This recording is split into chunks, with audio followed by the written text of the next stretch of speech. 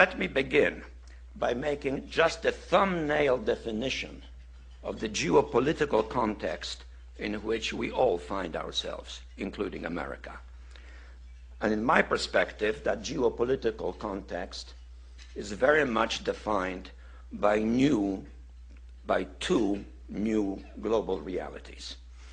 The first is that global political leadership, by which I mean the role of certain leading powers in the world, has now become much more diversified, unlike what it was until relatively recently. Relatively recently still, the world was dominated by the Atlantic world, as it had been for many centuries. It no longer is.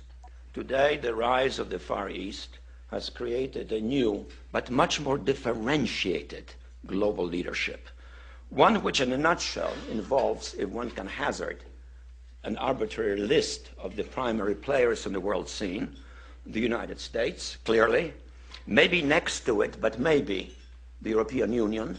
I say maybe because it is not yet a political entity. Certainly, increasingly so, and visibly so, China, Russia, mainly in one respect only, because it is a nuclear power co-equal to the United States, but otherwise very deficient in all of the major indices of what constitutes global power. Behind Russia, perhaps individually, but to a much lesser extent, Germany, France, Great Britain, Japan, certainly, although it does not have a politically assertive posture. India is rising.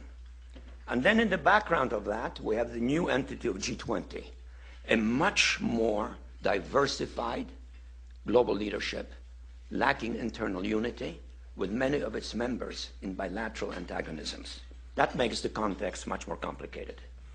The other major change in international affairs is that for the first time in all of human history,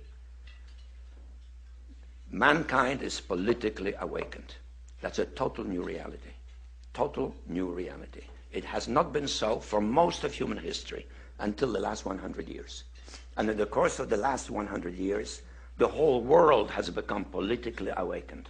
And no matter where you go, politics is a matter of social engagement, and most people know what is generally going on in the world, and are consciously aware of global iniquities, inequalities, lack of respect, exploitation. Mankind is now politically awakened and stirring. The combination of the two, a diversified global leadership, politically awakened masses, makes a much more difficult context for any major power, including, currently, the leading world power, the United States.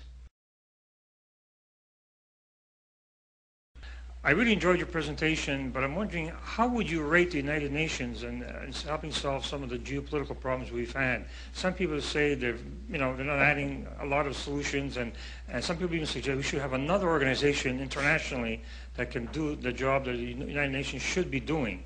And even people are talking about one world governments. I mean, how do you view the UN right now?